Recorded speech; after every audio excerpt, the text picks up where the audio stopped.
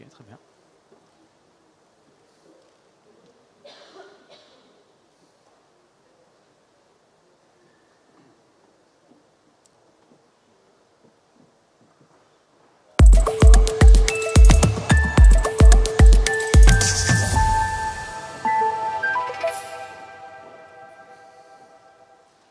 Bonjour à toutes et à tous, ravi de vous retrouver au Quorum pour la dernière conférence de cette première journée du Monde Nouveau qui, vous le savez, dure tout le week-end jusqu'à dimanche soir, grand nombre de rencontres et d'événements pour évoquer des sujets autour de la planète. C'est ce qu'on va faire tout au long de cette dernière conférence, en direct sur l'ensemble de nos supports du groupe Dépêche, la Dépêche du Midi, Midi Libre, l'Indépendant et Centre Presse. On va évoquer la biodiversité et l'eau, un sujet majeur, fondamental dans cette région comme sur, évidemment, notre pays et autour d'acteurs de la région, autour d'acteurs nationaux qui vont évidemment s'exprimer sur ce sujet. Je vais vous les présenter tout de suite. À ma gauche, Pascal Berthaud, bonjour. Vous êtes le directeur général du CRMA. Vous nous direz tout à l'heure quelle est la mission et quelle est votre mission particulièrement. Laurent Roy, directeur général de l'agence de l'eau RMC. Également, vous nous préciserez vos missions. Éric Servat, à vos côtés, bonsoir, directeur du Centre international de recherche UNESCO sur l'eau et les systèmes dynamiques. À vos côtés, Julie Trottier, directrice de recherche au Centre national de la recherche scientifique. Bonsoir. Jean-François Blanchet, directeur général du groupe BRL. Et à vos côtés, pour terminer les présentations, Olivier Sarlat, directeur de la région sud de Veolia Eau. Bienvenue à notre table ronde. Alors, on va évoquer la biodiversité, on va évoquer l'eau. On se le disait en préparant cette conférence, on pourrait rester toute la nuit ensemble parce que le sujet est extrêmement vaste. Et souvent, ce sujet repose sur les échanges, en tout cas aux yeux de beaucoup de citoyens, d'experts, de techniciens. Et donc, ce n'est pas forcément un sujet grand public aux yeux des citoyens. Et je pense qu'on l'a évoqué lors de notre préparatoire, c'est tout le contraire en réalité, puisque l'eau concerne réellement l'ensemble des citoyens, et donc l'objectif que l'on a au cours de cette table ronde, c'est de faire en sorte que ce sujet soit traité pour le grand public et par, vous le verrez, des experts du grand public. Donc n'hésitez surtout pas à commenter, à réagir et à me poser des questions. Je les prendrai tout au long de cette rencontre pour qu'on puisse faire avancer ce sujet. Alors, le sujet, on l'a dit, est vaste. Je voudrais qu'on puisse démarrer par des basiques. J'ai essayé d'avoir quelques mots-clés qui permettront peut-être d'éclairer sur notre débat. D'abord, je voudrais qu'on évoque la quantité avant la qualité. Et donc, peut-être répondre tout simplement à des questions. Où en sommes-nous de la quantité d'eau? Est-ce qu'il y a, on parle partout de la raréfaction, des difficultés dans certains pays, des zones plus touchées que d'autres. Quelles sont les vraies réalités sur la quantité pour qu'on démarre basiquement sur un bon socle? Qui peut peut-être répondre à cette première question? Olivier Sarlat, peut-être sur cette question. On tournera évidemment sur cette table ronde des éléments précis sur la quantité. Alors peut-être 3 chiffres, 70, 3, 0,01. 70%, en fait, les masses d'eau sur la Terre couvrent 70% de la surface. Seulement 3% de cette eau est de l'eau douce. Mais en fait, quand vous retirez les glaces polaires, en fait, il reste 0,01% de cette quantité d'eau qui est directement utilisable par la population. Donc en fait, c'est vrai qu'on peut avoir tendance à se dire on a une ressource qui est abondante, mais en fait, elle est faussement abondante.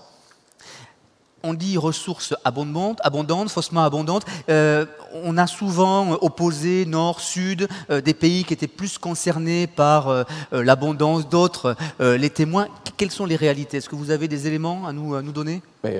Déjà peut-être vous dire que tout simplement, d'ici 30 ans, on sera 2 milliards de plus. Aujourd'hui, vous avez 2,1 milliards de personnes qui n'ont pas un accès à un système sécurisé d'eau potable. Et un peu plus de 700 millions réellement n'ont pas accès à l'eau potable. Donc il y a une vraie notion de stress. Et avec le changement climatique, ce stress hydrique va aller en augmentant de toute manière.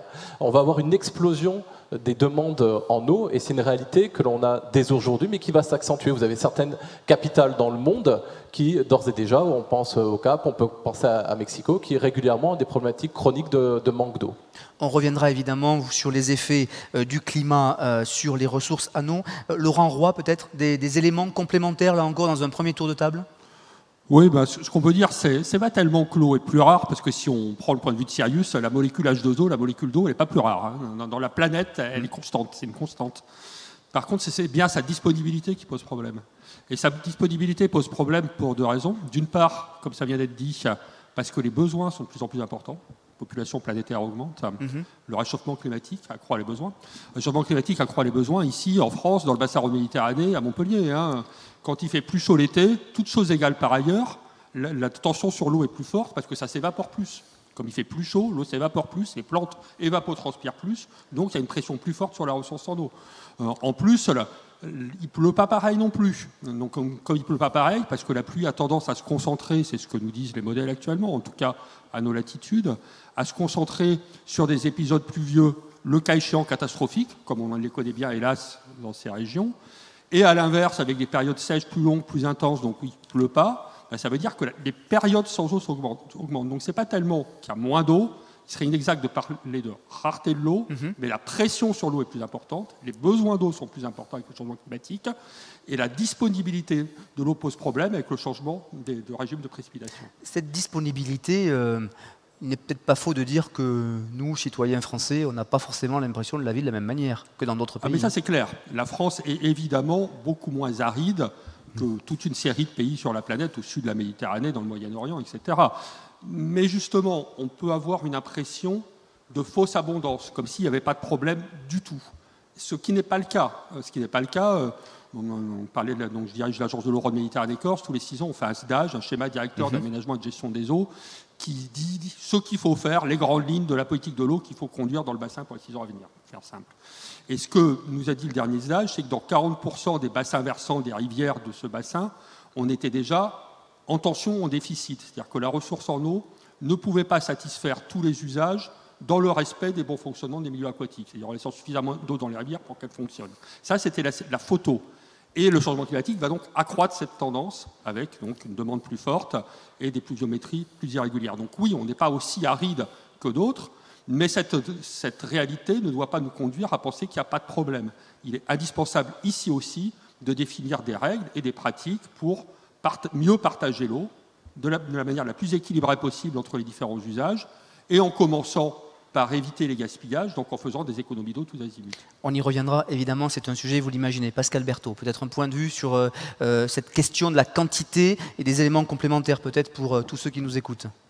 Je crois qu'effectivement, comme ça a été dit, la quantité d'eau, elle est toujours la même présente, simplement elle va être beaucoup plus concentrée. C'est vrai que le changement climatique, ça va amener beaucoup plus d'épisodes pluvieux intenses. Le problème, c'est que quand l'eau tombe en quantité, et ici à Montpellier, on connaît bien, effectivement, elle part directement à la mer, elle ne s'infiltre pas. Et donc, évidemment, on a une vraie difficulté avec les modèles qu'on a aujourd'hui pour retenir cette eau et pour être capable, justement, d'avoir, je dirais, de continuer de façon simple à avoir ce confort qu'on a aujourd'hui en France, qui est quand même assez fabuleux. Je veux dire, on tourne un robinet, on a de l'eau. Même dans les périodes de grande sécheresse, moi j'ai vécu celle de 2003, de 2005, il y a eu au maximum dans toute la France 40, 50 000 personnes qui ont eu des coupures d'eau intermittentes encore. Vous allez aujourd'hui dans certains pays, la coupure d'eau intermittente, c'est le mode normal d'exploitation. Je crois que ce qu'il faut dire aussi, c'est que la difficulté dans le domaine de l'eau, c'est que l'eau, ça crée une solidarité entre les gens qui sont à l'amont et les gens qui sont à l'aval. Et évidemment, toute l'eau qui est prise par ceux qui sont à l'amont dans la rivière, c'est autant en moins que peuvent prendre ceux qui sont en aval. Et c'est vrai qu'avec finalement cette raréfaction, quelque part, effectivement, la nécessité de gérer cette eau à l'échelle du bassin versant, de mettre d'accord les gens qui sont à l'amont et à l'aval, elle devient de plus en plus importante.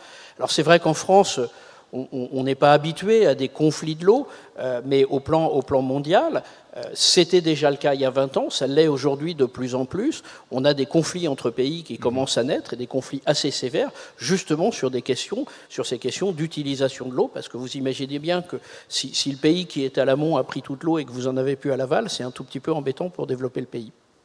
Gardez la main, rappelez-nous ce qu'est la mission du CEREMA pour que tout le monde comprenne bien, s'il vous plaît. Oui, le CEREMA, c'est un organisme d'expertise publique, héritier de l'ex-ministère de l'Équipement, qui justement conseille l'État, les collectivités et les entreprises sur des sujets aussi variés que les questions de mobilité, les questions d'infrastructure ou les questions environnementales et notamment les questions d'eau. Julie Trottier, vous qui avez un regard, comme dans quantité d'autres d'ailleurs sur scène internationale, est-ce qu'il y a des pays sur la question de la quantité qui ont des approches différentes des nôtres, en France, en Europe? Oui. On a eu une homogénéisation des lois de l'eau depuis 1993 à peu près. C'est l'année où la Banque mondiale a commencé à promouvoir un modèle de droit de l'eau comme étant la bonne loi de l'eau. Ils ont grosso modo copié la loi française. Et c'est une bonne loi qui fonctionne relativement bien ici, mais qui a été parachutée sur nombre de pays qui avaient déjà des formes de tenure de l'eau. Donc la tenure de l'eau, c'est toutes les modalités d'organisation entre êtres humains pour gérer leur rapport à l'eau, qui avaient été élaborées au niveau local, puits par puits, source par source. Et on a maintenant 2,5 millions d'êtres humains sur la planète qui gèrent l'eau et la terre pour cultiver plus que 50% de la terre de la planète avec des méthodes comme celle-là, des modes de tenure de l'eau locale. Et on a un décalage terrible entre la loi officielle et les règles qu'ils utilisent. Et ça participe à créer beaucoup de conflits malheureusement et beaucoup de situations de gestion malheureuse. Il y a des zones plus... Quelles sont les zones qui sont les plus sensibles, peut-être Les zones? Les zones sensibles, zones géographiques, sensibles, peut-être il y en a plus... Je dirais l'essentiel de la planète, parce que...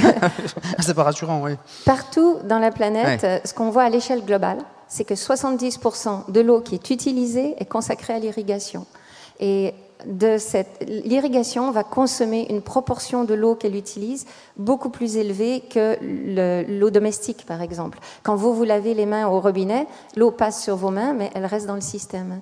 Lorsque vous irriguez, la plante, comme monsieur a dit, va évapotranspirer l'eau énormément. Donc vous allez consommer une beaucoup plus grande partie de l'eau que vous utilisez.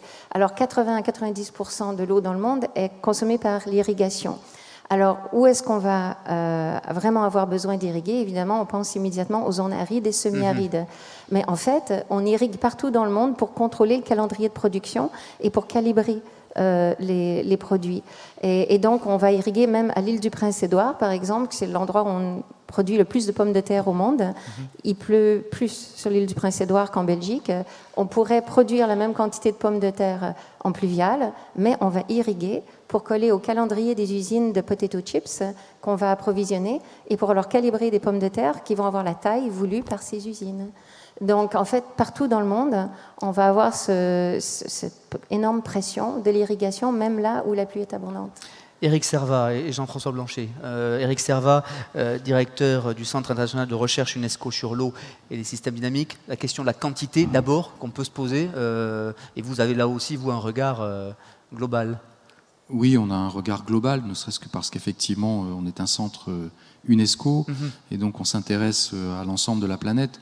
Je crois qu'il y a un des faits marquants, c'est l'inégalité de la répartition de l'eau sur la planète. Il y a effectivement des zones dans lesquelles la problématique va tourner autour d'une eau en quantité insuffisante. Et il y a d'autres endroits, au contraire, où la problématique, c'est de gérer une quantité d'eau qui est généralement en excès.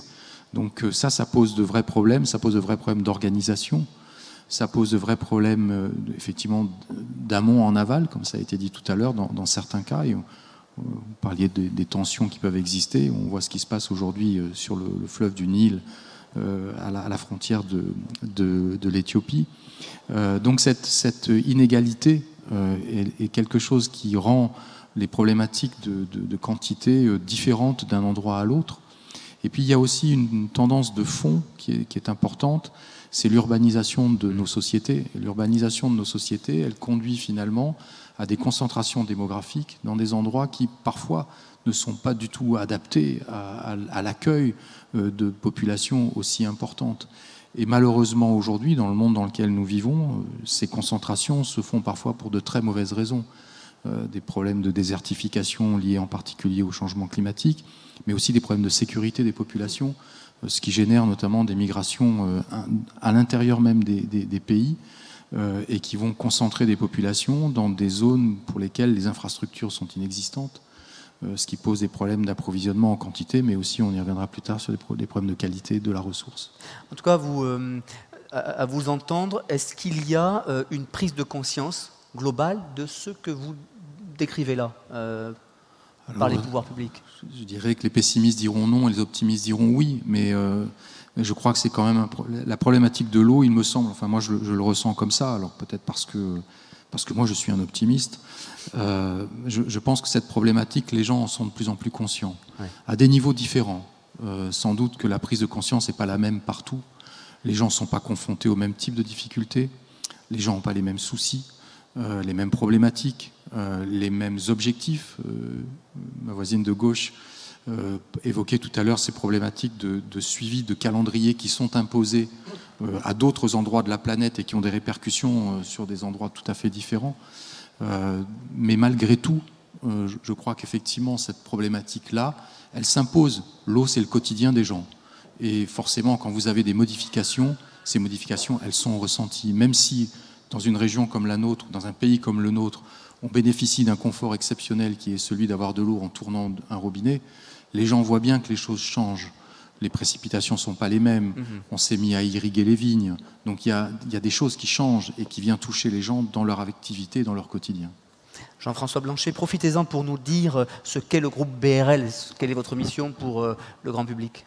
Le groupe BRL, nous sommes une société d'aménagement régional, créée il y a une 60aine d'années, pour faire en sorte justement que le littoral méditerranéen puisse vivre de manière plus facile par rapport à la sécheresse, donc en mobilisant de ressources en eau sécurisées, le fleuve Rhône, pour permettre à un territoire assez large sur la bande littorale de disposer d'une ressource renouvelable à destination de l'agriculture, des agglomérations, des usages touristiques, dans une vision responsable des ressources. Alors vous évoquez effectivement pessimisme, optimisme, on pourrait dire en paraphrasant le pessimisme de la raison et l'optimisme de l'action. Le pessimisme de la raison parce qu'effectivement lorsqu'on regarde la situation et la balance entre les disponibilités et les besoins, le défi du changement climatique amène les fléaux de cette balance dans le mauvais sens. À savoir que lorsqu'on regarde des études scientifiques assez avancées comme Explore 2070, qui a étudié l'évolution des ressources en eau à l'horizon 2050-2070 précisément, on s'accorde à penser que la plupart des cours d'eau auront un débit d'étiage qui sera inférieur de 30, 40, voire 50% par rapport à la débitance actuelle. Donc en clair, des ressources très fortement diminuées. Inversement, l'élévation de la température, et ça a été cité, aura tendance à augmenter les besoins en eau des plantes. On s'accorde là aussi à penser que 1 degré de plus, c'est 15% d'évapotranspiration en plus. Donc, et de la même façon, l'augmentation de la population tendancielle en France, sur notre littoral méditerranéen, un peu plus significativement, 50 000 habitants en plus à peu près, c'est l'ordre de grandeur,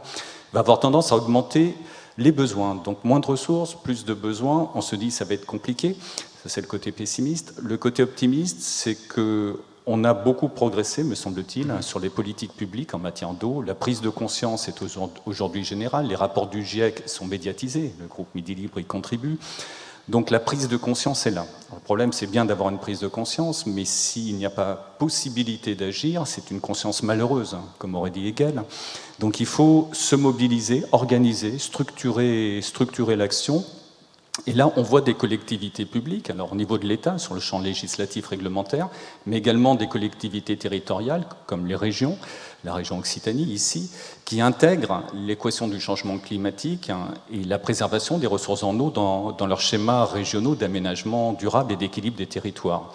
Et ça, c'est un élément qui est assez prometteur, parce que ça veut dire qu'il y a une efficacité future de politiques publiques qui nous permettront de faire mieux. Mieux et peut-être plus massivement, aussi plus collectivement et plus coordonné par rapport à d'anciennes politiques publiques qui étaient plus disséminées.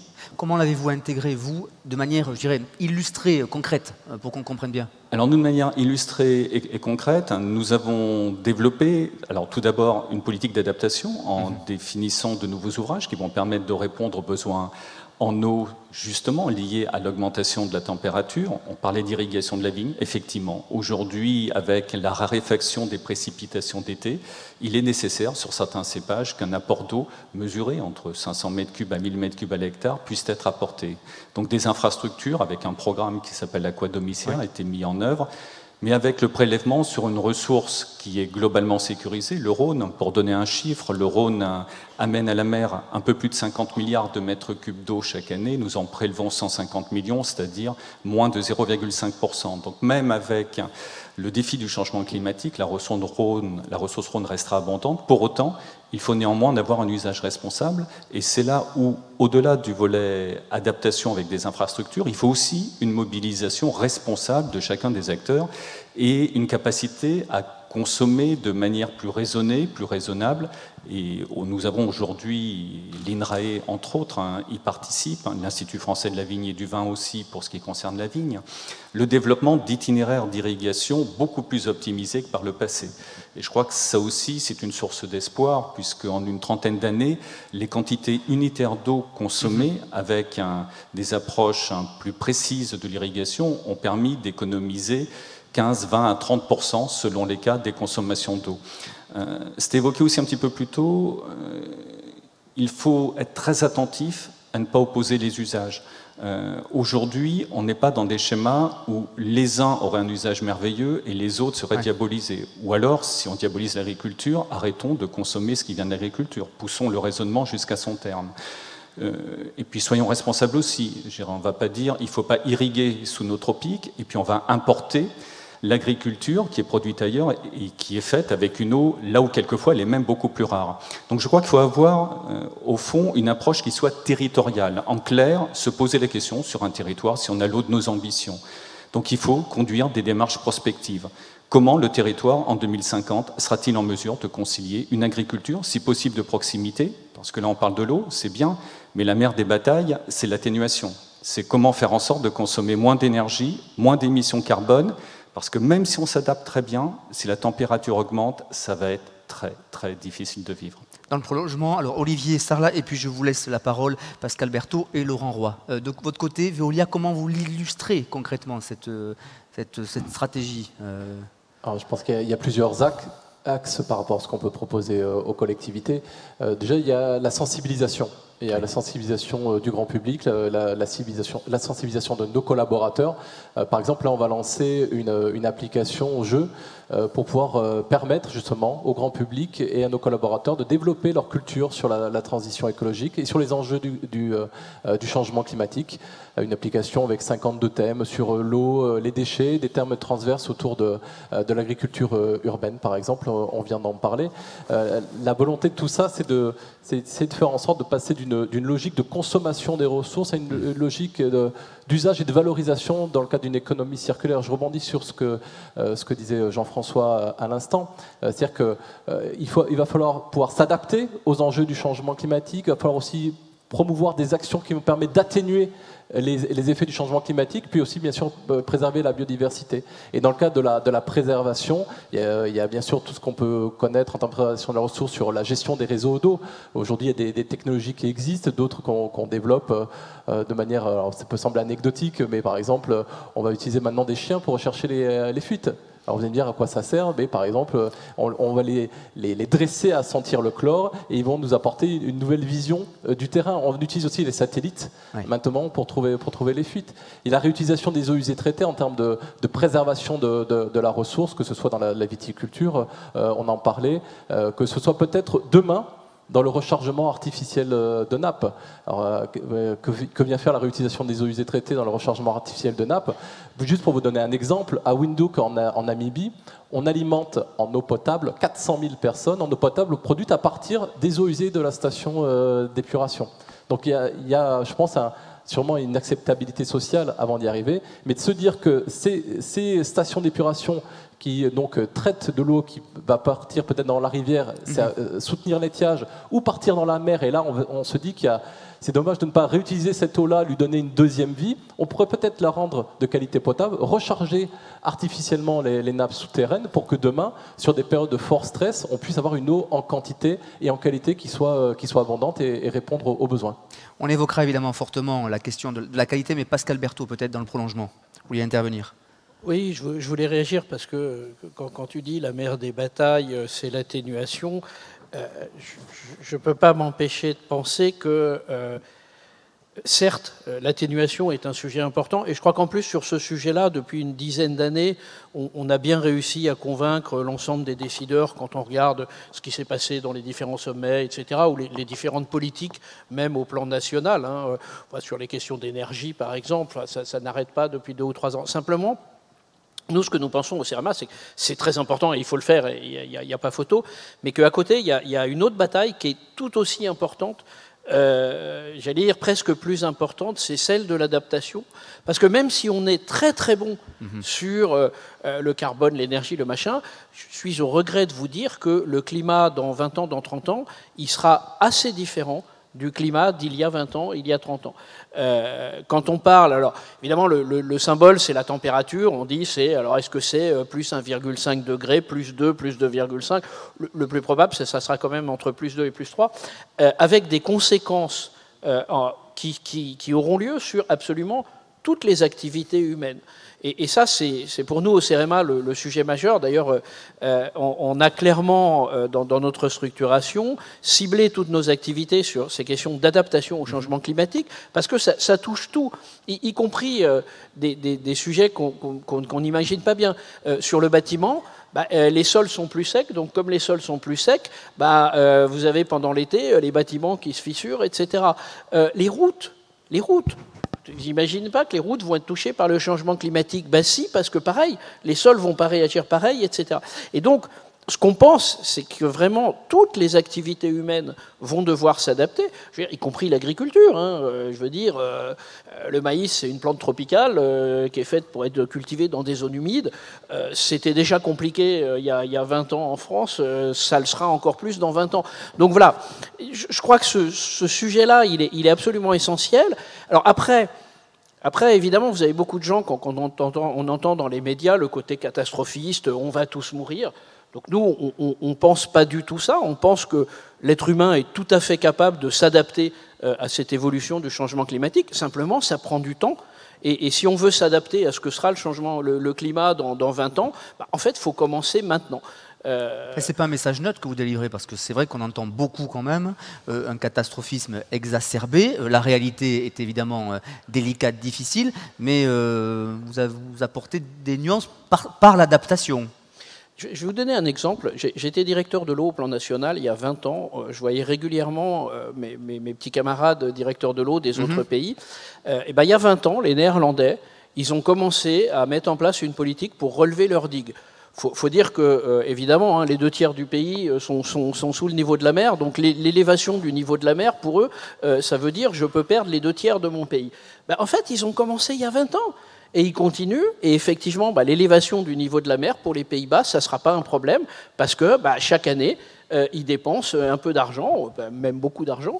Voilà. Et sur tous ces sujets, si on s'y prend maintenant, on le voit d'ailleurs, ça commence dans certaines régions, sur certaines filières professionnelles, on voit qu'en réalité, il y a des solutions. D'ailleurs, entre nous, depuis 1 million d'années, l'être humain, il a quand même su s'adapter. Laurent Roy, adaptation, reconversion, c'est les 2 mots que j'entends là. Ouais. Alors, effectivement, l'adaptation est une nécessité parce que, bien sûr qu'il faut se battre pour l'atténuation, mais de toute façon, le climat a déjà changé, va continuer à changer et de plus en plus. Donc l'adaptation est une nécessité, même s'il faut se battre pour l'atténuation par ailleurs. Et ce que je souhaitais dire en réaction un peu, c'est que cette adaptation, moi je crois beaucoup au fait qu'elle se définisse au niveau local et dans les territoires. C'est en réunissant tout le monde dans un territoire donné. Un territoire, ça a l'air vague comme ça, mais un territoire, c'est un bassin versant, quoi.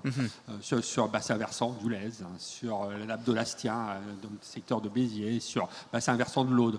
En réunissant tout le monde sur un bassin versant donné, tout le monde, les agriculteurs, bien sûr, qui utilisent l'eau, mais les élus, bien sûr, mais des associations de protection de la nature, de consommateurs, les pêcheurs, services de l'État évidemment, tous ceux qui sont concernés par le sujet sur un territoire, pour se réunir, pour d'une part partager le diagnostic. Qu'est-ce que la ressource en eau peut donner? Comment elle va évoluer dans l'avenir? On a dit qu'il y avait plus de tensions.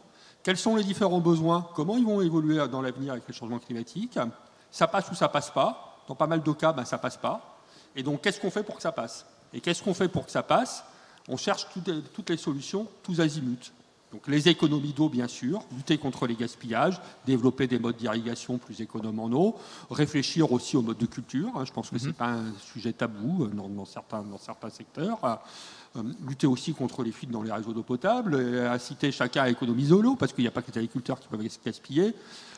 Aussi, utiliser les solutions fondées sur la nature, c'est-à-dire, par exemple, on parlait de la recharge des nappes, mais déjà la désimperméabilisation, faire en sorte que l'eau atteigne les nappes plutôt que de ruisseler sur des surfaces imperméables, c'est permettre à la nature de nous aider, parce que c'est permettre de stocker l'eau dans les nappes, qui sont quand même le plus fantastique outil de stockage que la nature nous ait donné, les nappes souterraines. Mais pour ça, il faut que l'eau puisse y arriver. Donc pour que l'eau puisse y arriver, il ne faut pas imperméabiliser tous azimuts, et il faut désimperméabiliser quand on peut le faire. Et puis sinon, effectivement, les transferts et les stockages d'eau. Le transfert d'eau, c'est aller chercher l'eau ailleurs, comme dans le Rhône, dans le cas de BRL.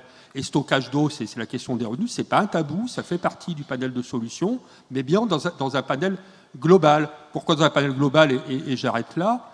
Parce que le transfert d'eau par rapport au Rhône, oui, le Rhône est une ressource abondante, c'est vrai. Et ça reste vrai, ça va rester pendant un moment. Mais même le Rhône est impacté par le changement climatique.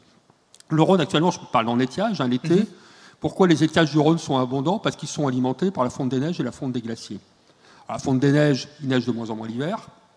La fonte des glaciers, pour le moment, ça donne à plein, parce qu'ils fondent bien les glaciers l'été, comme il fait chaud. Mais un jour, il n'y aura plus rien à fondre, parce qu'ils auront tous fondu. Donc, quand il n'y aura plus beaucoup de neige hivernale et que tous les glaciers alpins auront fondu, il y aura quand même un souci avec le débit d'étage du Rhône, même si on part de très haut. Donc, ça veut dire que ça suppose d'anticiper, et d'anticiper au niveau des territoires. Anticiper, anticipation, adaptation, reconversion, Éric Servat. Comment vous appréhendez ces trois éléments, vous, au centre UNESCO? Vous savez, nous sommes des scientifiques, oui. Donc on essaie d'avoir une approche qui est la plus objective possible. Finalement, notre métier, notre contribution, c'est d'apporter de la connaissance, et c'est d'essayer de construire des scénarios à partir desquels les décideurs, les politiques publiques vont pouvoir se construire. Donc ces différents éléments, on les a bien en tête.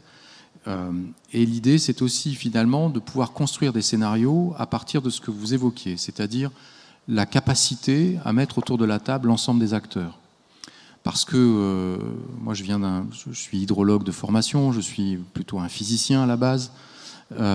Mais j'ai été converti par un certain nombre de mes collègues de la nécessité d'élargir considérablement mon horizon dans le domaine, et donc de travailler avec un grand nombre d'acteurs et de ne pas me contenter d'avoir une approche dite de sciences dures.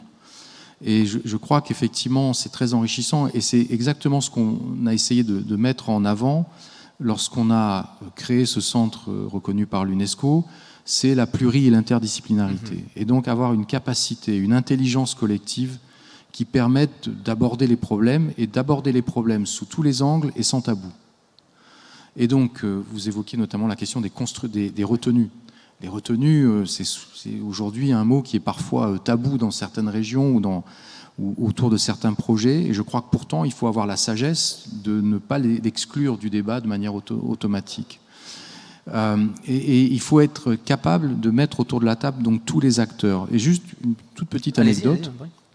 Il se trouve que mercredi dernier, il y avait ici à Montpellier la célébration d'une certaine manière du fait que la métropole de Montpellier est la première métropole à intégrer un programme des Nations Unies qui s'appelle Global Compact autour de la RSE.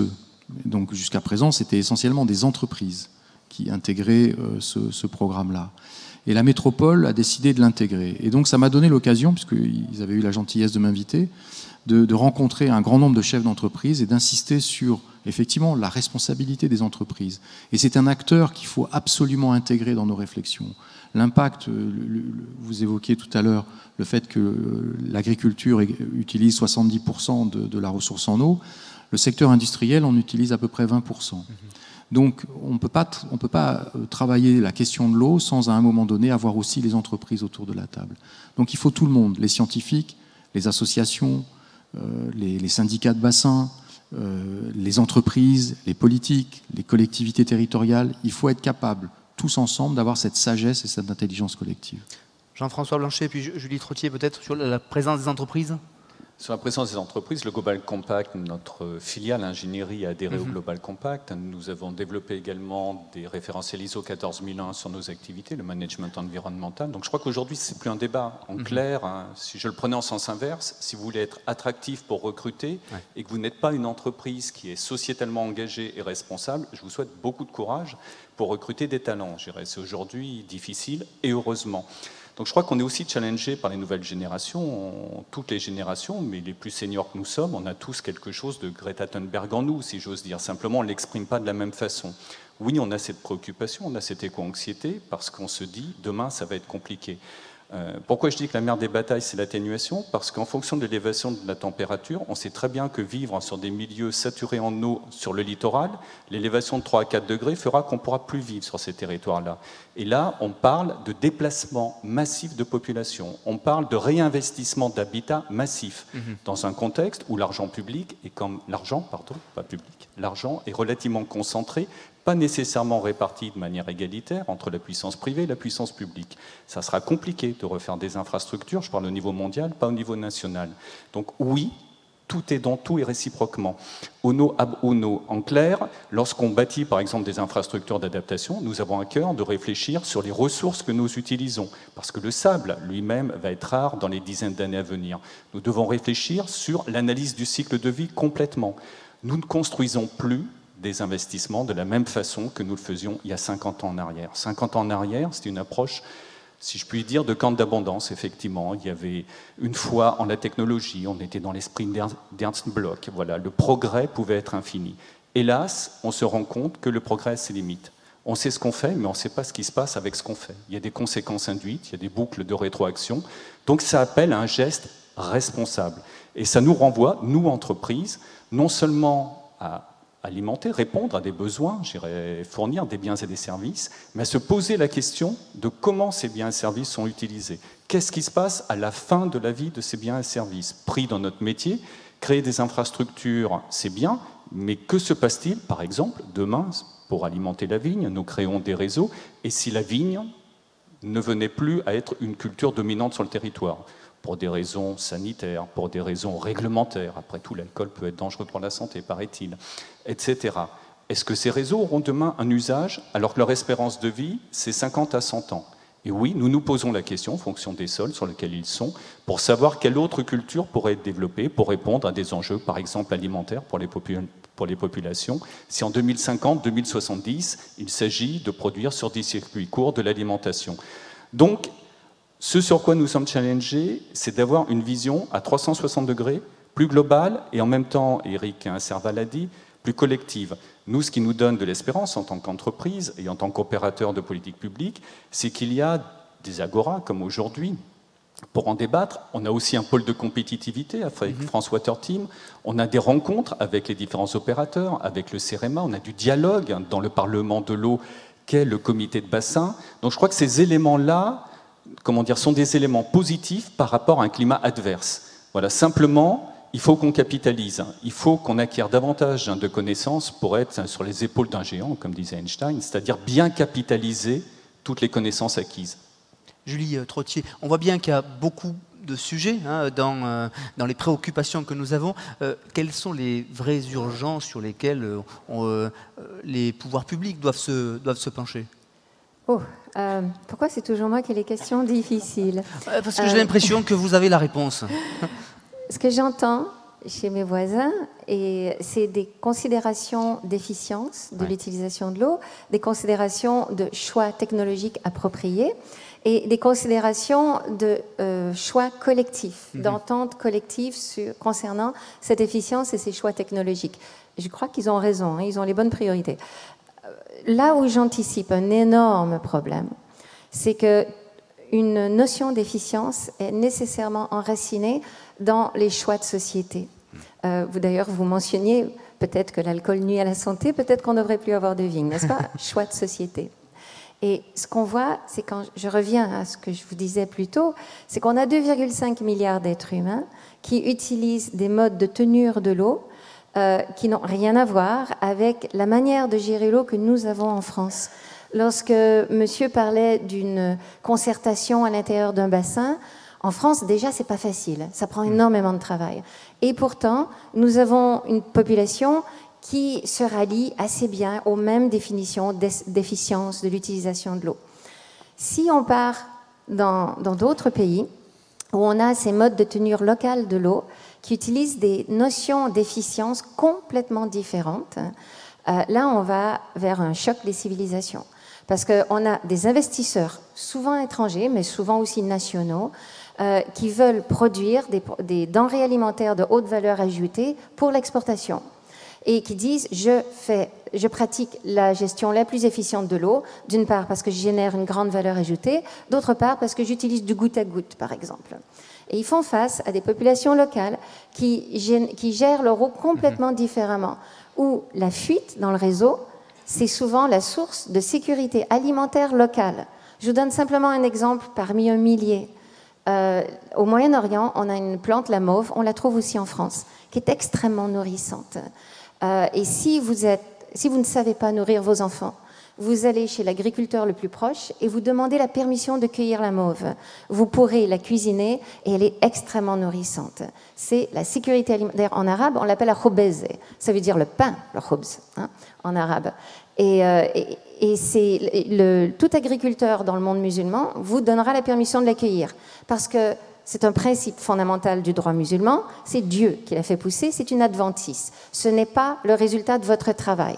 Oui, mais si vous êtes dans la vallée du Jourdain, c'est Dieu qui l'a fait pousser avec un peu d'aide des fuites de votre réseau d'irrigation.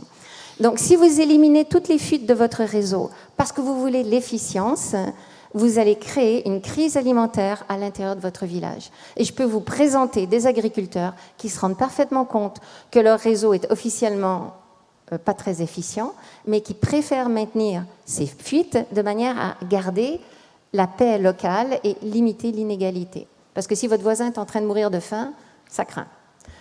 Et du coup, là, on a deux logiques qui s'affrontent. La logique qui est, je crois, assez partagée dans ce panel d'efficience de l'eau avec des choix technologiques, et une autre notion d'efficience qui est enracinée complètement différemment à l'intérieur de la société. Et ça, c'est un choc frontal. Je peux vous donner un autre exemple. Allez-y. Si j'ai le temps. Parce que bien sûr, allez-y, j'en prie, c'est tout à fait intéressant. C'est qu'un cas sur lequel je travaille avec la FAO, c'est l'Organisation des Nations Unies sur l'alimentation et l'agriculture dans le monde. Mais ce cas, à nouveau, se répète à des milliers en tout cas, d'exemplaires au travers du monde. On a eu des investisseurs nationaux, pas internationaux, qui sont venus forer des puits dans une vallée, la seule vallée de ce territoire où on avait une rivière pérenne. Et ils ont si bien pompé que les sources se sont toutes taries.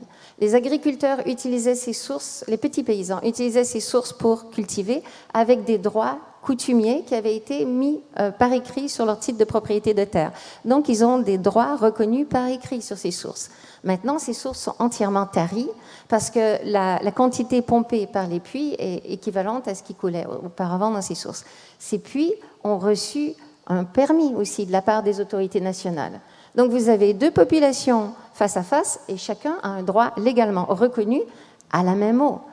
Soit dit en passant, c'était le seul corridor écologique pour permettre aux plantes de remonter de la vallée, aux plantes et aux animaux de remonter de la vallée du Jourdain vers des altitudes plus élevées pour s'adapter au changement climatique. Donc, on a une catastrophe de multiples manières. Et aussi, ce qu'il faut voir, c'est que ces forages acheminent de l'eau par goutte à goutte. Ce qui fait que l'eau qui autrefois était acheminée par des canaux d'irrigation en terre, qui percolaient dans le sol, n'y passe plus. Plus que 24% de la biodiversité du monde est dans le sol. Donc, si vous asséchez le sol, vous avez un impact sur la biodiversité qui est non négligeable, même si ce n'est pas visible à l'œil nu.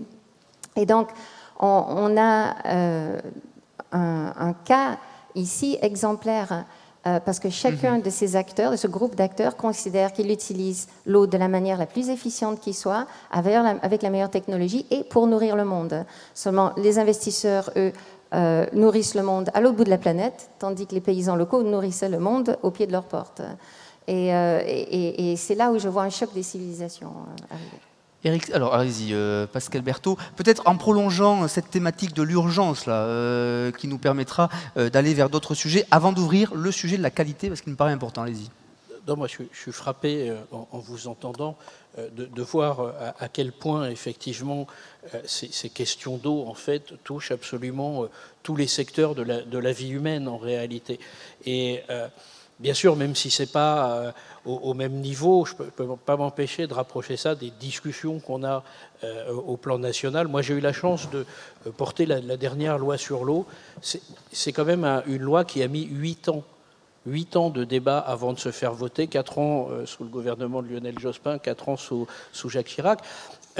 Et ça a mis 8 ans pour une raison assez extraordinaire, c'est qu'en fait, dès qu'on touche à quelque chose, en fait, on touche vraiment à la vie, au quotidien des gens, à toutes les activités humaines, l'agriculture, l'industrie, au social, et évidemment, chaque curseur qu'on bouge, on a ces questions. Et c'est bien pour ça qu'on est assez persuadé, alors qu'en France, on a beaucoup développé justement à travers les comités de bassin, les agences de l'eau, on est assez persuadé que la seule façon d'y arriver, c'est bien de mettre tout le monde autour de la table, ce qu'évoquait Laurent, parce que de toute façon, les contradictions, elles sont là. Je veux dire, elles sont intrinsèques à la réalité du monde, et que finalement, en mettant tout le monde autour de la table, d'une certaine façon, on pense qu'on arrive à trouver les moins mauvais compromis. Je ne dirais pas les meilleurs, mais au moins les moins mauvais compromis, ceux qui font que tout le monde ressort, si ce n'est complètement satisfait, au moins persuadé que son intérêt a été pris en compte autant que celui de son voisin.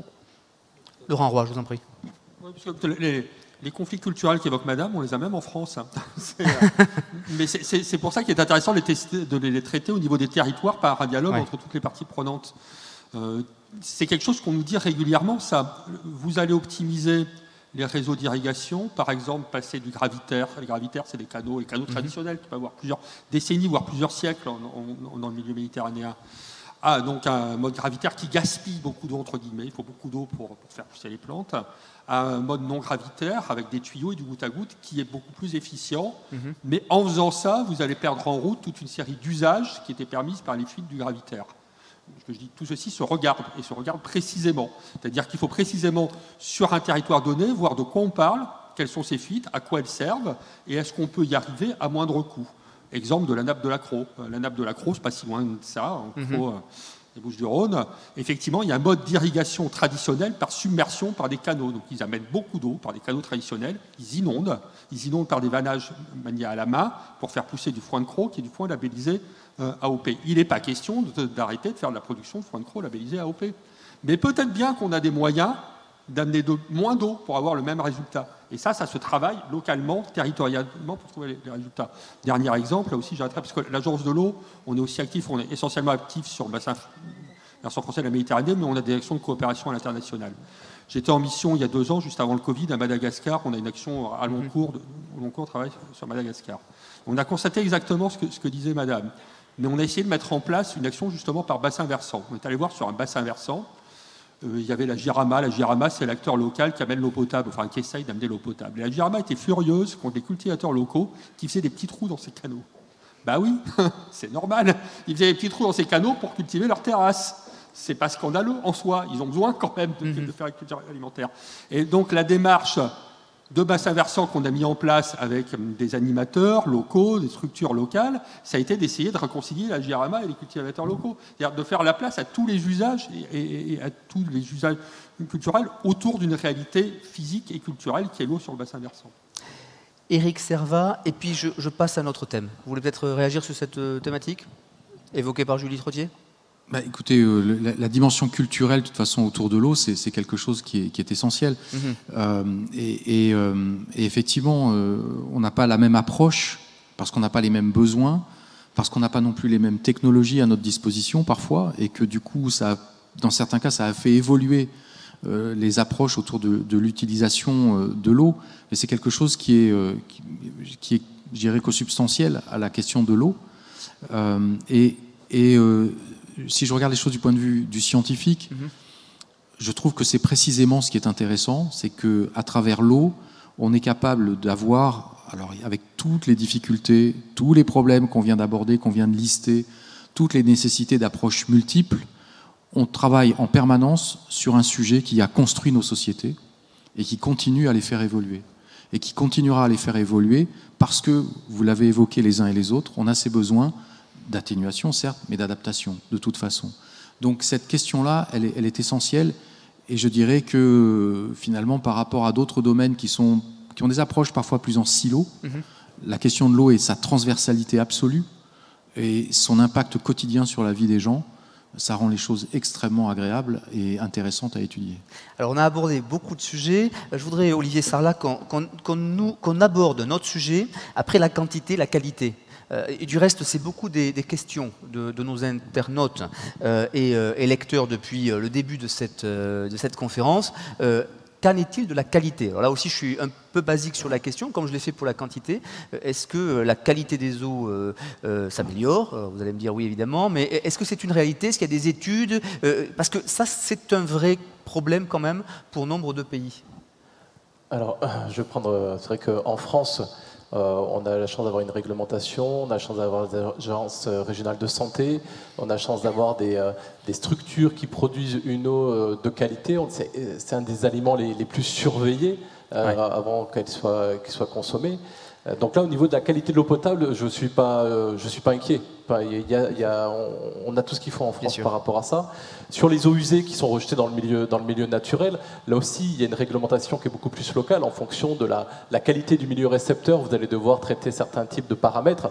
Globalement, en France, sur les stations d'épuration, on va nous demander de traiter les matières en suspension, de les retirer, le carbone, l'azote, le phosphore. Mais il y a aujourd'hui des paramètres qui doivent être pris en compte et on le voit, il va y avoir une évolution au niveau de la réglementation européenne. Ça va être tout ce qui va tourner autour des perturbateurs endocriniens, des résidus médicamenteux. Il y a des pays comme la Suisse aujourd'hui qui ont cette prise de conscience-là. C'est-à-dire que sur leur station d'épuration, qui rejettent dans des rivières qui vont arriver dans des lacs, dans des milieux assez fermés, on se rend bien compte que si on ne vient pas traiter ces sujets-là de résidus médicamenteux, de perturbateurs endocriniens, on va le retrouver dans le monde naturel, on va le retrouver dans les poissons que demain peut-être on mangera. Donc là aussi, je pense qu'il y a des évolutions à prendre en compte dans le futur, mais c'est un futur qui est très proche.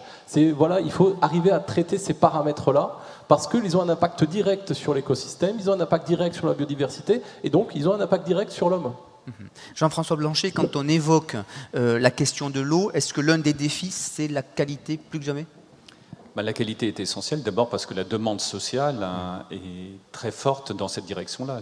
Tout le monde souhaite des produits qui, sur le plan sanitaire, soient justes, soit en qualité, je veux dire, la plus élevée possible. Et puis par ailleurs, les administrations, à juste titre, les ministres aussi, singulièrement, peuvent voir leur responsabilité engagée si justement il n'y a pas un produit sur lequel le champ réglementaire s'applique qui garantisse la bonne santé de tous. On le voit encore dans des épisodes épidémiques avec des mises en cause de ministres de la Santé. Ça faisait longtemps que ce n'était pas arrivé en France, mais c'était déjà arrivé auparavant. Donc en clair, les pouvoirs publics se sentent concernés, les opérateurs, ça a été cité effectivement par Olivier, se sentent concernés, et le citoyen veut qu'en prenant son eau du robinet, elle soit la meilleure possible. Bon, on peut quelquefois s'interroger lorsqu'il prend son eau en bouteille s'il n'y a pas eu des échanges entre la bouteille en plastique et l'eau qui est contenue par cette bouteille en plastique, surtout si elle est restée au soleil un certain temps, que la température s'est élevée et que les échanges ont été plus élevés. Donc on voit que tout cela est quand même lié à des biais un petit peu cognitifs, qui est la relation que l'on entretient et le niveau de confiance qu'on accorde, une sorte de halo symbolique, par rapport à ce que l'on reçoit. Nous, ce qu'on peut dire aujourd'hui, c'est qu'on est plutôt dans la culture de la preuve, de la démonstration. Donc là où auparavant il y avait à peu près une cinquantaine de paramètres qui étaient mesurés, aujourd'hui une analyse de qualité d'eau, c'est entre 200 et 300 paramètres. Voilà, donc effectivement, il y a une recherche qui est plus importante. Alors la difficulté, c'est plus on cherche d'éléments, plus on en trouve. Comme les détections au niveau des capteurs permettent aujourd'hui, sur le plan analytique, d'aller très bas, on trouve ce qu'on appelle des traces. Alors là, on est super avancé. C'est-à-dire, on arrive aujourd'hui à trouver à des niveaux infinitésimaux des traces de produits qu'on ne cherchait pas auparavant et qu'on n'était pas capable de trouver à cette mesure-là. C'était des valeurs inférieures à qui rassuraient tout le monde. Et donc la difficulté évidemment qui s'opère, c'est comment sur un paramètre qui est trouvé, souvent avec des noms de molécules chimiques qui font un petit peu peur, on associe à cela un niveau de toxicité et corréler un niveau de dangerosité pour la santé. Avec, quand on regarde les médias, et ce n'est pas une attaque sur les médias, Olivier, bien compris. des effets, là aussi avec un halo symbolique, on va dire, il y a l'effet cocktail. Ouais. L'effet cocktail, même à cette heure un petit peu avancée, c'est le cocktail de produits chimiques, et c'est celui qui fait peur. Donc on voit qu'il y a un besoin de réassurance. Nous, ce qui est important, c'est que l'ensemble des consommateurs aient confiance par rapport au produit qui est donné. Ça suppose des démarches scientifiques, ça a été évoqué là tout à l'heure, ça suppose une réglementation aussi. Parce que s'il n'y a pas de réglementation, il ne peut pas y avoir de confiance. La réglementation, c'est la barre à partir de laquelle il est considéré que si elle est respectée, vous pouvez, de manière sûre, consommer le produit qui vous est délivré. Et on voit qu'en la matière, d'ailleurs, les barres réglementaires ont tendance à baisser, donc à amener des produits de meilleure qualité. Une fois qu'on a dit cela, on devrait être très rassuré. La difficulté, c'est que notre activité anthropique touche un autre compartiment de l'eau, parce qu'on a beaucoup parlé ressources et usages, on a peu parlé milieu naturel, qui est à l'amont des ressources et bien évidemment des usages. Et les milieux naturels, ils sont quand même peu ou prou le réceptacle de toutes nos actions humaines. Lorsqu'on se comporte bien, ils se produisent bien. Lorsqu'on a tendance peut-être à émettre des produits un petit peu indésirables, ces produits peuvent se stocker. Alors on pense au PCB, pour ne pas les évoquer précisément, qui rentrent dans la chaîne alimentaire, qui se stockent dans les matières graisseuses, par exemple, des poissons, et qui, une fois qu'ils sont alimentés, se stockent dans vos matières graisseuses en tant qu'être humain, avec un certain nombre d'effets indésirables. Donc tout cela pour dire, et rester concret, que nous avons besoin aujourd'hui d'être extrêmement vigilants sur le cycle complet en fait, de l'eau. À la fois par ceux qui s'y rejettent, comment le milieu naturel lui-même peut avoir un certain caractère auto-épurateur, mais qu'est-ce qui va rester et comment on prélève ensuite et comment on agit de façon responsable. Laurent Roy, peut-être, sur cette question des milieux, la qualité de l'eau, la pollution. Oui, sur la pollution, l'Agence de l'eau Rhône-Méditerranée-Corse, elle recueille tous les ans plus de 5 millions de données sur les eaux dans les rivières, dans les nappes souterraines et dans la mer, sur le littoral. Donc on a une action de suivi intense de comment évolue la qualité de ces milieux aquatiques. Ce qu'on peut dire, c'est que la pollution de ces milieux a considérablement diminué. Alors c'est contre-intuitif de dire ça, je sais pas le grand monde en est persuadé dans le grand public, et c'est pourtant vrai.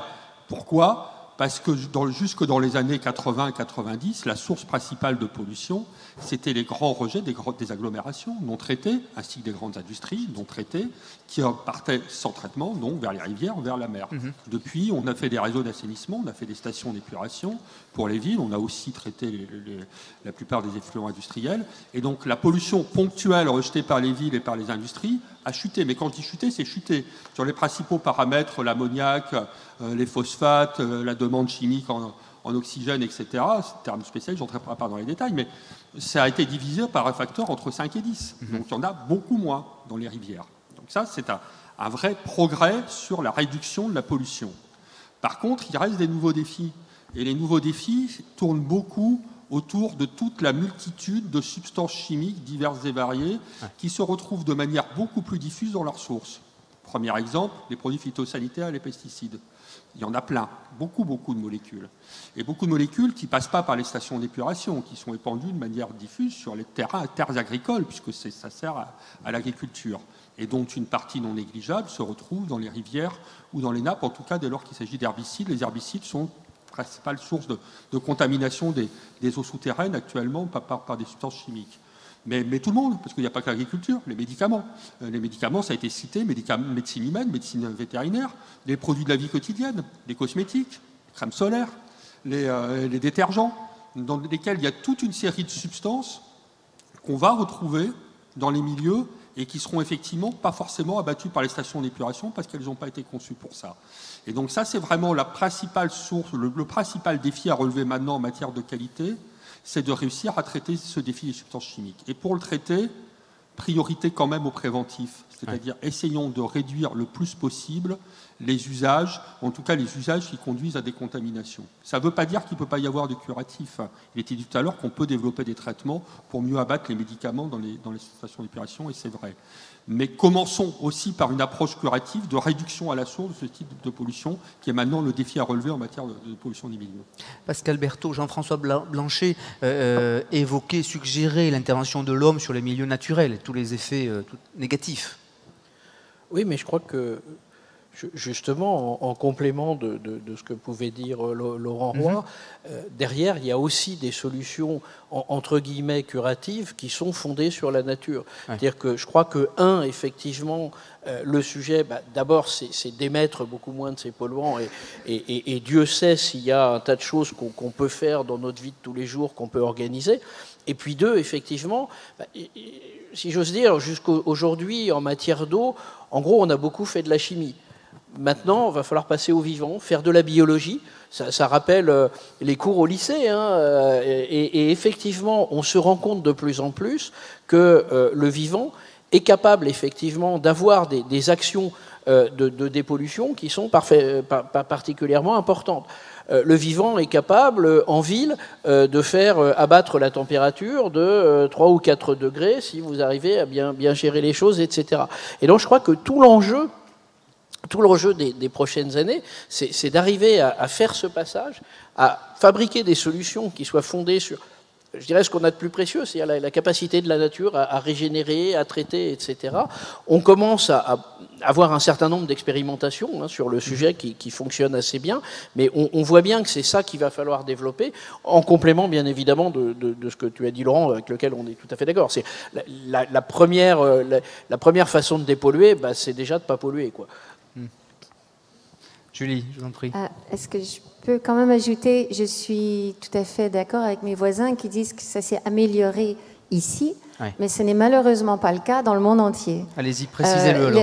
C'est même une dégradation très, très marquée de la qualité des aquifères qu'on peut trouver dans de nombreux endroits au Moyen-Orient, par exemple. L'exemple que je vous donnais plus tôt des investisseurs qui ont foré leur puits, les sources se sont asséchées, les canaux sont devenus vides, et maintenant, si vous y allez aujourd'hui, ils sont pleins. Mais ils ne sont pas pleins de l'eau de source. C'est que la ville qui était plus en altitude n'a pas de station d'épuration, et les eaux usées de cette ville, sans aucun traitement, se déversent maintenant dans le Wadi et alimentent ces canaux d'irrigation. Et au départ, les agriculteurs ne voulaient pas l'utiliser parce qu'ils savaient bien. Il n'y a pas besoin même de faire de tests, rien qu'à l'odeur, vous savez ce que c'est. Et donc, ils savaient très bien que ce n'était pas bon de faire du maraîchage avec ça.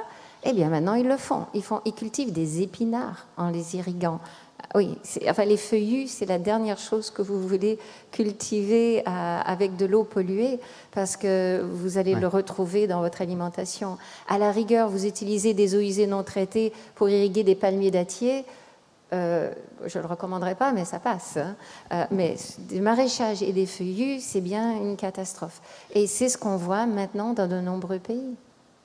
Éric Servat, avant que je puisse ouvrir dans quelques minutes les questions à la salle, allez-y. Oui, pour rester, je dirais, hors de notre territoire métropolitain, effectivement, cette question de la qualité de l'eau, elle est absolument essentielle dans de très très nombreux endroits sur la planète. Et si vous regardez un petit peu les choses, par exemple sur le continent africain, vous avez l'eau devient peut-être le premier vecteur de maladie, de façon directe ou de façon indirecte. C'est-à-dire que de façon directe, parce que les gens vont consommer une eau de mauvaise qualité, ce qui va se traduire par notamment des diarrhées et par des dizaines ou des centaines de milliers d'enfants qui vont décéder en bas âge sur ce continent. Mais vous avez aussi les eaux stagnantes de mauvaise qualité. Et ces eaux stagnantes, elles vont, par exemple, déjà être des nids, et on commence à connaître ça ici, des nids pour le cycle de reproduction des moustiques, par exemple, qui sont vecteurs notamment du paludisme en Afrique. Mais vous avez aussi des choses qui sont plus insidieuses. C'est-à-dire que, par exemple, dans ces grandes villes qui se sont développées de manière totalement anarchique, avec notamment les migrations intra-pays que j'évoquais tout à l'heure, souvent pour de mauvaises raisons. Vous avez donc des quartiers dits, je dirais, que souvent on appelle les quartiers dits d'habitat spontané. Je trouve ce terme très, finalement, voilà, c'est très révélateur, mais c'est surtout une façon déguisé d'appeler un bidonville un bidonville. Ouais. Et donc vous avez des gens qui viennent s'entasser dans des conditions de précarité absolue dans ces grandes villes, qui n'ont pas accès à des réseaux d'eau. On évoquait tout à l'heure le fait qu'il y ait plus de 2 milliards de gens sur la planète qui n'ont pas accès à une eau de qualité. Donc ces gens viennent s'entasser là dans des conditions vraiment pathétiques et d'une misère absolue, d'une précarité absolue. Ils n'ont pas accès à de l'eau, ils vont chercher de l'eau. Ils n'ont pas accès non plus, pour la plupart d'entre eux, à des réseaux d'assainissement. C'est-à-dire que l'eau qu'ils consomment, elle va être rejetée là où ils vivent. Et cette eau, elle va s'infiltrer, elle va contribuer à polluer les ressources qu'ils vont eux-mêmes exploiter ensuite. Et donc on est dans un cercle qui est tout sauf vertueux. Et on a donc une eau qui, alors que l'eau c'est la vie, se traduit souvent par l'eau c'est la mort, ou en tout cas c'est la maladie, dans toutes ces régions qui souffrent d'un sous-investissement chronique dans le domaine de l'eau. Un des précédents directeurs généraux de l'UNESCO, M. Matsuura, au début des années 2000, avait évoqué ce sous-investissement chronique dans le domaine de l'eau, en dépit de l'urgence et du caractère absolument vital. Et il disait à l'époque qu'il fallait remédier à ces sous-investissements parce que sans ça, on allait vers une crise durable de l'eau. Je trouve que 20 ans après le départ de M. Matsuura de la direction générale de l'UNESCO, le même discours pourrait être fait aujourd'hui, surtout quand on voit effectivement comment évoluent les choses dans certains pays. On est très suivi sur l'ensemble de nos supports, puisque je vous rappelle que nous sommes en direct sur Midi Libre, La Dépêche, L'Indépendant et Centre Presse. On a beaucoup de questions autour des inondations. Et évidemment, c'est un sujet qui dit eau, dit évidemment défi climatique, dit inondation. Qui voudrait prendre le sujet peut-être avant que je n'interroge la salle? Olivier peut-être, et puis ou Pascal? Alors, par rapport aux activités qui nous concernent très rapidement, c'est vrai qu'on les subit tous, hein, ces problématiques d'événements climatiques sévères. On essaie de protéger les installations et de protéger les hommes qui interviennent pour pouvoir les entretenir. Beaucoup la connaissent ici, nous travaillons en partenariat avec la société Predict, dont BRL est un des actionnaires, avec lesquels en fait on cherche à être plus dans l'anticipation de cette gestion de crise, où on va avec eux tous les trimestres avoir un état des événements météorologiques sévères à venir pour pouvoir commencer à préparer le matériel et les hommes.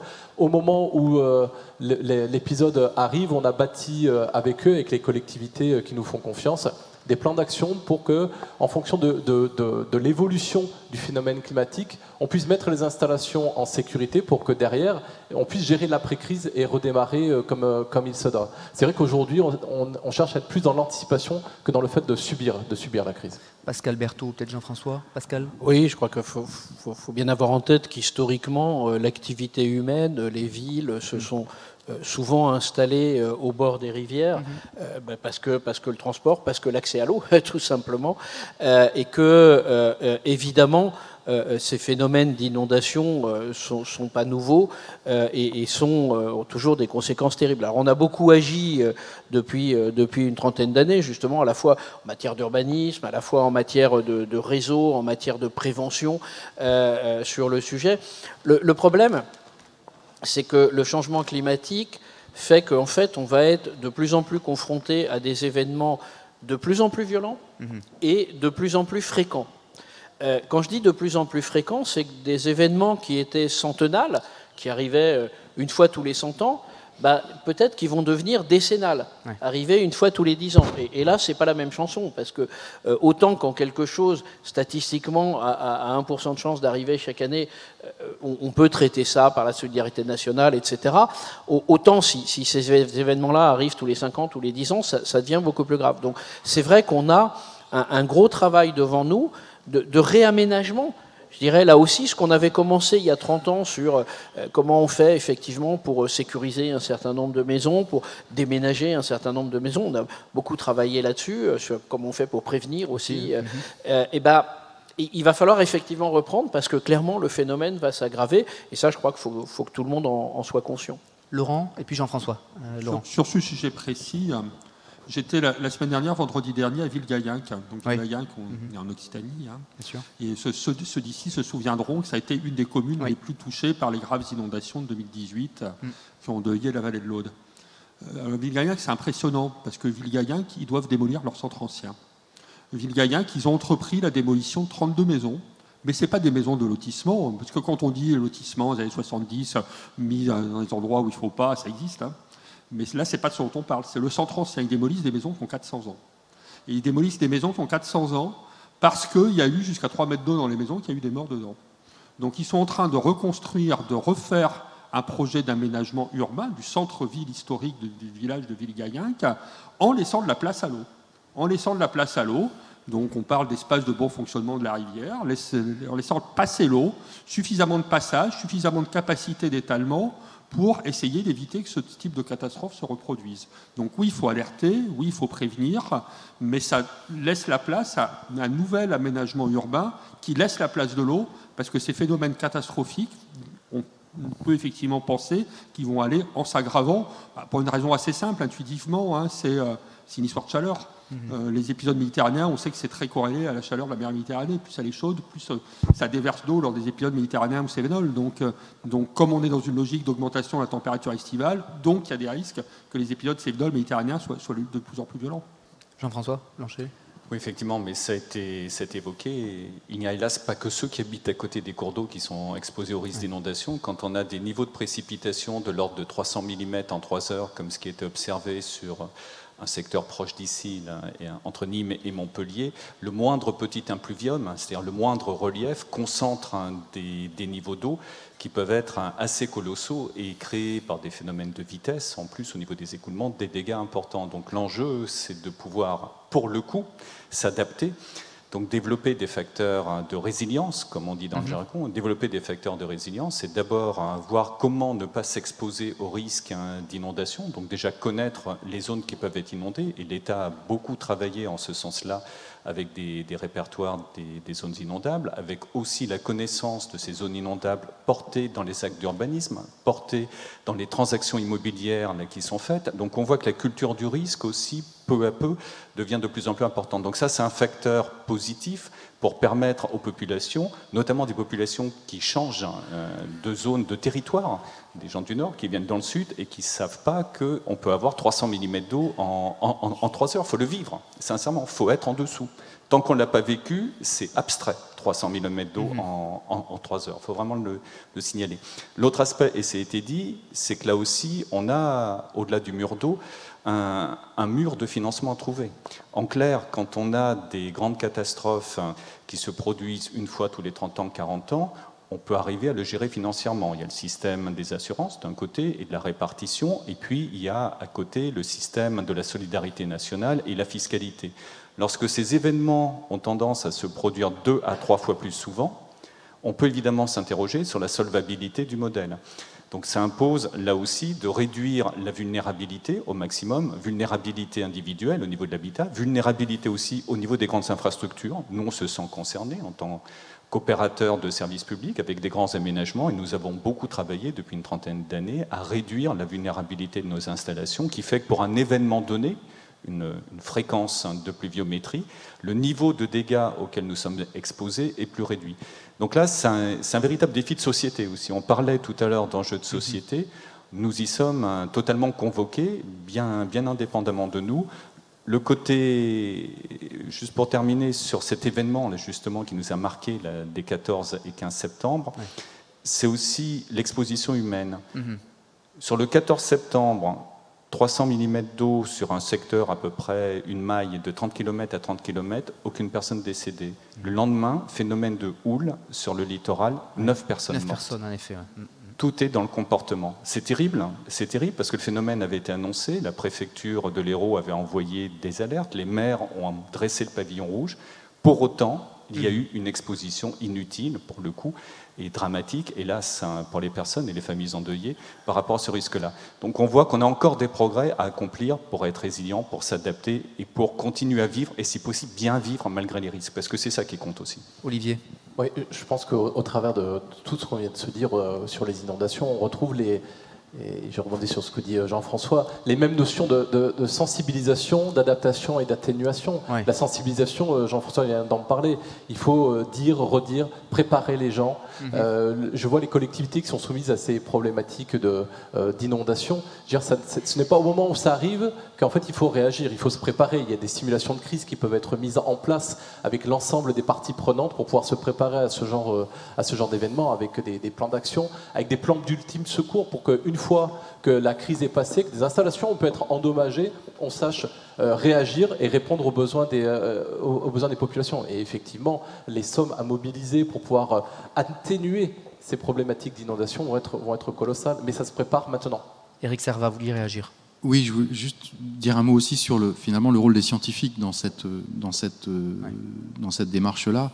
Les scientifiques travaillent effectivement à partir d'un certain nombre de données, à construire, c'est ce que je disais tout à l'heure, des scénarios, et donc préparent un certain nombre de modèles, ce qui, dans le cadre des inondations, par exemple, peut, sous certaines conditions, donner des informations sur le niveau d'eau qui pourrait être atteint, et donc essayer d'apporter des éléments pour des prises de décision qui permettent d'adapter le contexte.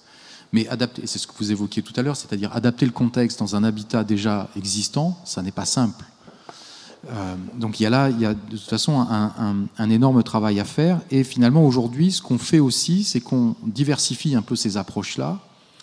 Et on s'intéresse, alors c'est dans un premier temps, je dirais, c'est post-événement, on s'intéresse à l'impact des inondations.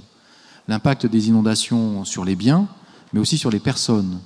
Et pas uniquement, je dirais, dans le cas malheureusement des décès qui sont occasionnés, mais aussi sur la manière dont les gens réagissent à ce type d'événement. Parce que la manière dont ils vont appréhender ce type d'événement, dont on leur a dit qu'il serait plus fréquent à l'avenir, c'est quelque chose qui va permettre éventuellement d'accompagner des changements de comportement, des changements d'habitat, des changements de structuration de nos domaines urbains. Et ça, c'est extrêmement important. Donc il y a tout ce travail qu'évoquait mon collègue ici, tout ce travail qui consiste à avoir de l'information comme des retours d'expérience finalement, pour intégrer, analyser et intégrer tout ça dans ce qui est à construire, mais sans oublier cette dimension humaine qui est absolument essentielle et la manière dont les gens perçoivent ces événements et dont ils les subissent. J'allais vous poser une question difficile, Julie Trottier, mais je sens que vous voulez d'abord réagir. Allez-y d'abord. Parce que ce panel est supposé être sur l'eau et la biodiversité. Je crois que si on se préoccupe d'inondation, il est bon quand même de garder à l'esprit que là, nos intérêts et ceux de la biodiversité se rejoignent. Oui. En ceci qu'on a eu tendance, dans les 50-60 dernières années, à bétonner les marais.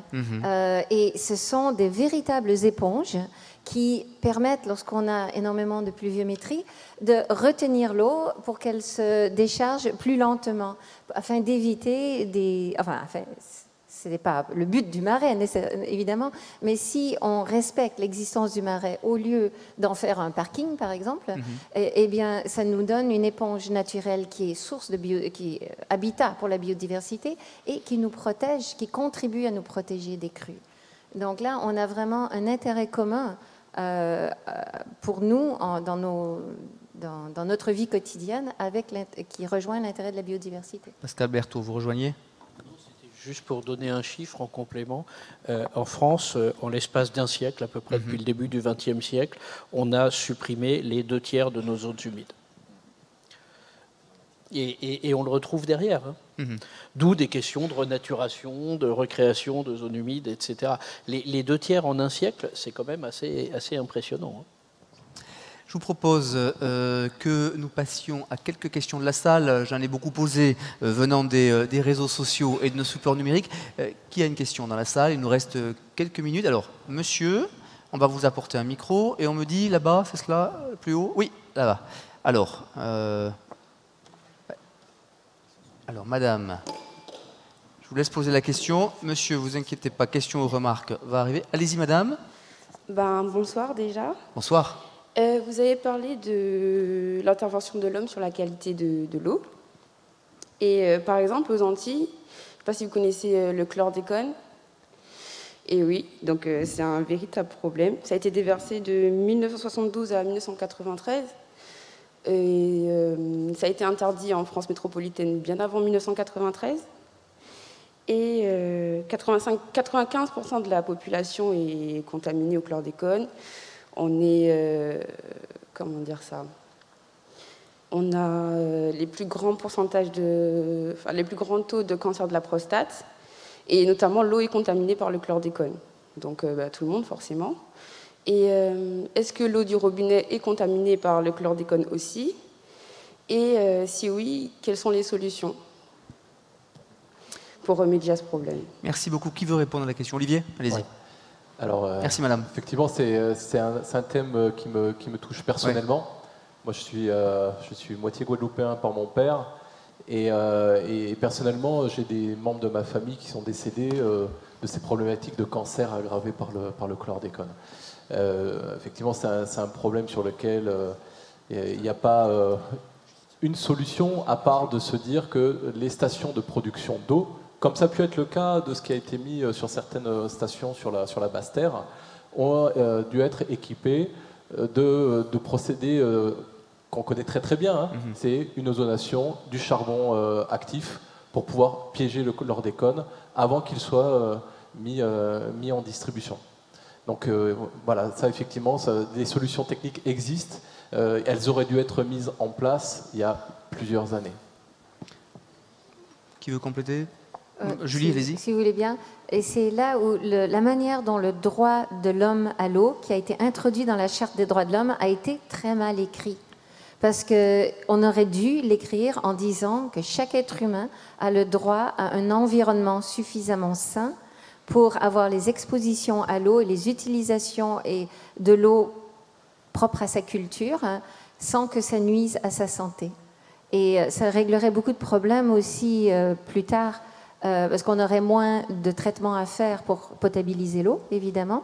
Mais on a malheureusement très mal écrit ce droit à l'eau. Et pour moi, le cas que vous évoquez, c'est le cas d'école, pour demander qu'on reformule le droit à l'eau à l'intérieur de la Charte des droits des Nations Unies. Pascal Berthaud, puis je passe à une autre question. Pascal.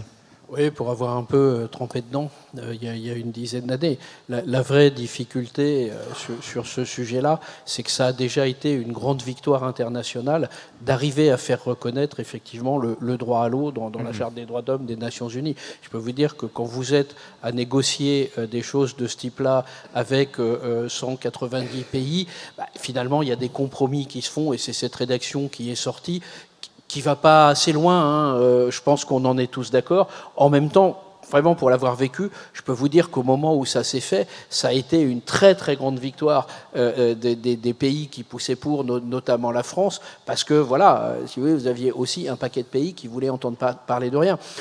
À un moment, c'est aussi toute la difficulté du collectif. On l'a à l'échelle du bassin versant, on l'a à l'international. C'est qu'il faut arriver à mettre tout le monde d'accord et du coup, c'est un peu compliqué.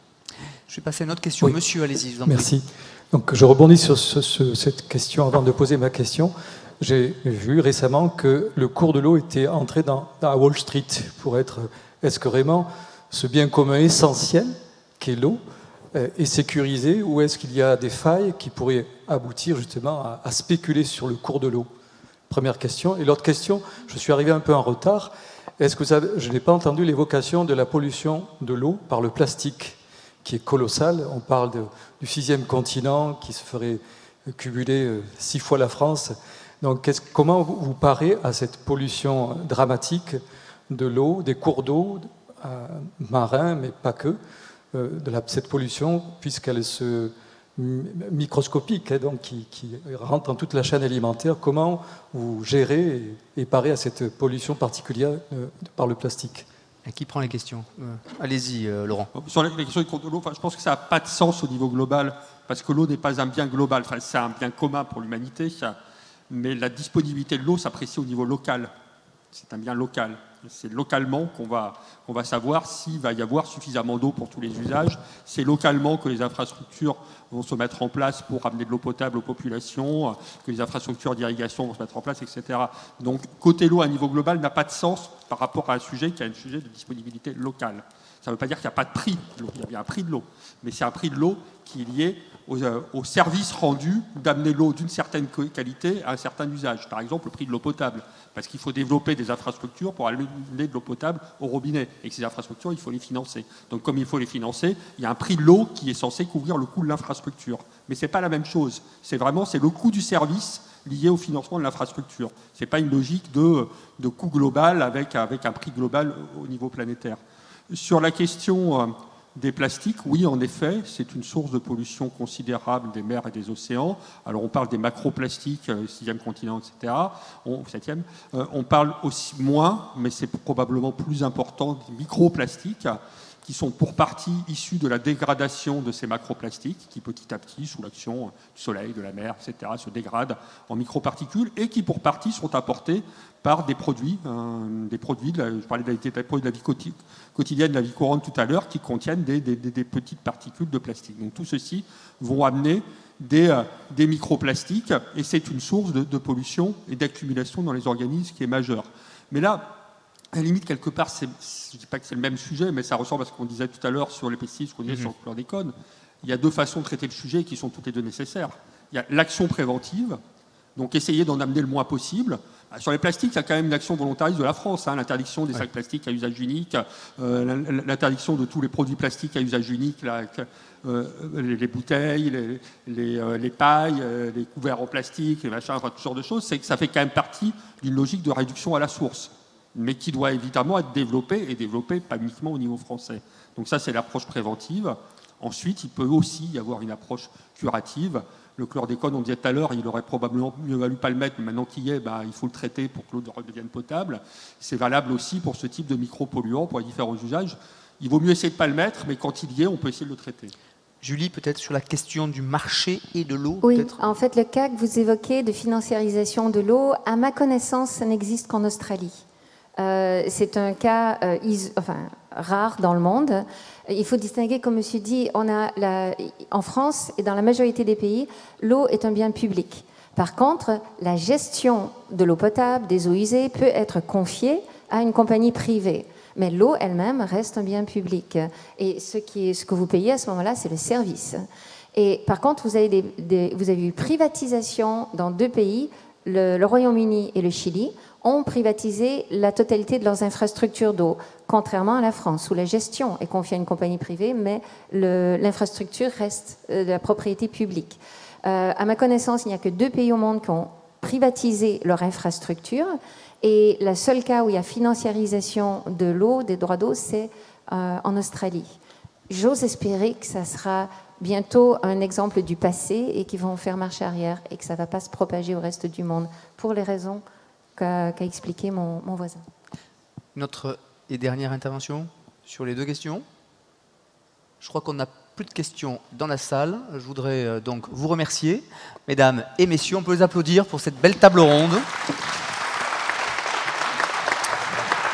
Remercier l'ensemble des internautes très nombreux et les personnes dans la salle qui nous ont suivis tout au long de cette journée. On a une première journée autour du monde nouveau extrêmement riche parce qu'il y a certes eu les conférences ici dans la salle Pasteur, mais je n'oublie pas qu'au Quorum, il y a des ateliers, des rencontres partout et tout au long de la journée. Je vous invite évidemment à venir demain, samedi et dimanche, puisque le monde nouveau, c'est au Quorum à Montpellier jusqu'à dimanche. Vous rappelez que demain, c'est une autre journée de conférences, 3 conférences dans la journée. La première se déroulera à 11h autour de l'agriculture et l'alimentation. Elle sera animée par mon confrère Alain Bott. Je vous recommande donc cette conférence et aussi pour l'animateur évidemment. Je vous dis à demain, très bonne soirée et retrouvez-nous sur l'ensemble de nos supports numériques. Bonne soirée.